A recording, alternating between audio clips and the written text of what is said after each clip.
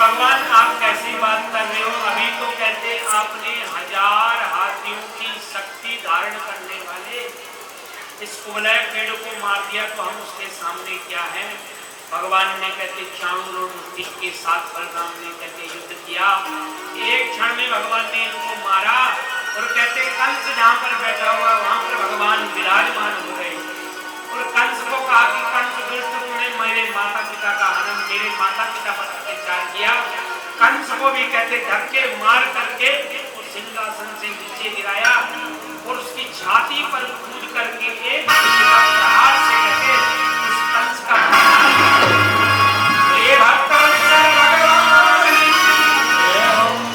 इस प्रकार से कंस का मर्दन हुआ। कंस के जो भाई हैं लड़ने के लिए आए सभी को मारा और उग्रसेन जी को राजगद्दी पर बिठा करके भगवान ने नंद बाबा से आज्ञा ली कि भगवान हे पिताजी, अब मैं ब्रज धाम में नहीं आऊंगा, मैं यही रहूंगा, क्योंकि मेरे वास्तविक जो माता पिता हैं वो वसुदेव देवकी हैं। अपनी माता पिता को छुड़ाने के लिए गए, उनको कारागार से लिया है और भगवान कहते माँ का संचालन करने लगे। माता पिता ने सोचा कि बेटा वहाँ इतने वर्षों तक रहा, कोई शिक्षा ग्रहण नहीं की, इसलिए कहते हैं उज्जैन में संदीपनी मुनि के आश्रम में शिक्षा ग्रहण करने के लिए भेजा। भगवान ने कहते हैं 64 दिनों में ही 64 कलाएं सीखो। अभी तो हमारे पास समय नहीं है, बड़े दृष्टांत है, इसके माध्यम से अभी ठाकुर जी गुना हमें मौका देंगे तो विस्तार से, क्योंकि ये वैसे कथा ना 5-6 घंटे की कथा है और मिले तो 2.5 घंटे करने को तो थोड़ा जब तक अपना इंजन गर्म हुआ होता है तब तक ठंडा होने के ब्रेक आ जाती है। लेकिन चलो इतना भी जो भी हमने वाणी के माध्यम से कहा, लोगों ने उसको अच्छे प्रकार से समझने की कोशिश भी की। भगवान ने कहते 64 दिनों में 64 विद्या ग्रहण कर ली। विद्या का अर्थ क्या है? कहते विद्या कौन है? या विद्या सब विमुक्त है, जो हमें भगवान तक मिला है। हम तो एक चीज के सुसागर हो जाते हैं, हमें अभिमान हो जाता है कि हमें आता है। चाहे घर में तुमको चाय बनानी ना आती हो, आज इनके सामने हम किसी को कहा चाय बनाना, चाय नहीं है इनको, बड़ी दिक्कत हो गई थी। तो चाय बनाने के आदमी को आनी चाहिए, उसको खाना बनाना भी आना चाहिए। भगवान ने यहाँ तक सीखा कि स्वेटर बनाना भी सीखा, दाम्पत्य के सुख किस प्रकार से भोगे जाते हैं, ये 64 की 64 विद्याएं भगवान ने 64 दिनों में सीख ली। संदीपनी मुनि को आश्चर्य हो गया कि ये कोई साधारण आदमी नहीं है, भगवान ही हो सकता है। अरे हम तो BA MA, कोई BSc करता है, कोई BCom करता है, एक ही डिग्री में हमारा पूरा जीवन समाप्त हो जाता है, तब भी पढ़ आलम हाजिर होइया, कभी अपने आप में पढ़िया ही नहीं, जा बढ़दा मंदिर मस्जिदा, कभी अपने दिल विच पढ़िया नहीं। साले कहा कि जिसने वास्तव में क्या है जीवन की सच्चाई को जान लिया, जिसको जीवन जीना जिसने सीख लिया, वास्तव में वही तो विद्या को ग्रहण किया है। अपनी विद्या पूरी हुई, गुरुदेव को प्रणाम किया कि गुरुदेव आप अपनी हमें गुरु लक्षणा बताइए। बोले अपनी गुरु माँ से पूछिए। गुरु माँ को सतर्क किया हुआ है कि अपना बालक मांगना इससे, क्योंकि एक पूर्णतम परमात्मा ही इस पृथ्वी पे आया है और ये कहते तुझे बालक देने में भी समर्थ है। भगवान प्रसन्न हुए, माँ से आज्ञा मांगी, माँ ने सारी बात कही। प्रवास क्षेत्र में जो गुरुपुत्र है वो गया है, वहाँ नहीं मिला, समुद्र में छलांग मारी, वहाँ से पंचजन नाम का संत भगवान ने ग्रहण किया। यमपुरी में गए, उस पंचजन्य नाम के संत को भगवान ने बजाया। यमपुरी में कहते त्राई होगी, यमराज साक्षात अपना चर्म और अपनी गद्दी लेकर के बाहर आए, भगवान का स्वागत किया। भगवान ने कहा मुझे गुरुपुत्र चाहिए। भगवान आपका ही विधान है। कहते भाई मेरे में समर्थ है, मैं पूर्ण बहुमत होगा तो आप सब कुछ कर सकते हो, और पूर्ण बहुमत नहीं होगा तो गड़बड़ हो जाएगी। भगवान ने कहा मेरा पूर्ण बहुमत है, मुझे कहते गुरुपुत्र दीजिए। गुरुपुत्र को लेकर के भगवान यहाँ पर आए, प्रसन्नता के साथ मथुरा में गए। और एक दिन कहते मथुरा में भगवान बड़े ही उदास बैठे हुए थे। भगवान को कहते हैं ऐसे उदास मुद्रा में जब कहते हैं, उद्धव ने देखा तो उद्धव ने कहा कि ये भगवान आप कहते हैं ऐसे उदास क्यों बैठे हुए हो। कहते कि उद्धव जब मैं यहाँ से वृंदावन की तरफ देखता हूँ तो कहते मुझे वृंदावन की बहुत याद आती है। अच्छा, कहते वृंदावन की याद आती है, कहते मैं तुम्हें एक संदेश देता हूँ, उस संदेश को कहते हैं ब्रज गोपियों को आप सुनाना, मेरे हृदय में कहते हैं आनंद प्राप्त होगा। बोले भाई नहीं, मुझे क्या संदेश दूं, कहते मैं तुम्हें कहते क्या कहूँ, मैं तो बृहस्पति का शिष्य हूँ। और कहते हैं वो गोपियां मेरी बात को क्या माने, क्योंकि मन में लाओ तन उजला बगुला कपटी अंग तासो को वाहला तन मन एक ही रंग। हम जैसे अंदर से हैं वैसे ही कहते हैं हम बाहर से होना चाहिए। भगवान जानते हैं कि उद्धव ज्ञानी तो है लेकिन मन में इसकी अभिमान है ज्ञान का, और जब तक ज्ञानी को भक्ति की प्राप्ति नहीं होगी वो सार्थक पद केवल्य पद को प्राप्त नहीं कर सकता। इसका अभिमान तो कहते हैं गोपियां ही चकनाचूर कर सकती है। मनुष्य जी लिखते हैं कि सुमिरन ऐसा कीजिए तुझे लगे न कोई, होठ न फरकत देखिए वही रखिए।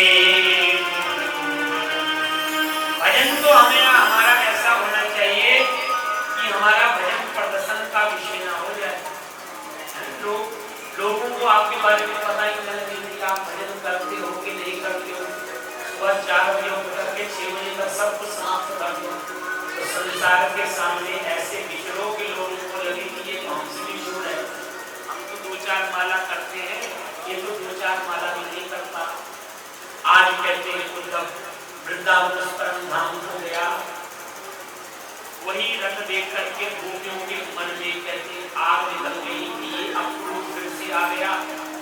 पहले इसने हमसे अपना कृष्ण छीना, हमारा कृष्ण छीना था, आज कहते हमसे क्या छीनना चाहता है। माँ के दर्शन करके अक्रूर का सारा जो उद्धव का सारा अभिमान है कहते समाप्त हो गया। उद्धव सोचने लगा कि ऐसी परम भक्ता कहते हैं मैं कहते हैं किसी को भी प्राप्त नहीं हो सकती। इस प्रकार से माँ राधा रानी से भी कहते हैं अक्रूर मिला, और अक्रूर को कहते हैं राधा रानी ने ऐसा दिव्य भव्य ज्ञान दिया कि कहते हैं कि उद्धव समझ लिया कि मेरा ज्ञान कहते हैं कि सामने कुछ नहीं है। राधा रानी ने भ्रमर गीत के माध्यम से गोपियों को इस उद्धव को बताया कि उद्धव इस संसार में जो गोविंद है वो सिर्फ मेरे साथ है, कि प्रीतम को पतियां लिखूं जो कहीं कहो विदेश, और तन में मन में नयन में ताको का संदेश। अरे तुम्हें लग रहा है कि कृष्ण कहीं और गए हुए हैं, लेकिन वास्तव में कृष्ण कहीं नहीं गए। कहते कृष्ण तो हमारे अंदर ही है। भगवान के इन वचनों को कहते हैं उद्धव ने जब सुना, उद्धव का कहते हैं अहंकार जाता गया, और उद्धव कहते हैं गाने लगा कि राधे तेरे चरणों की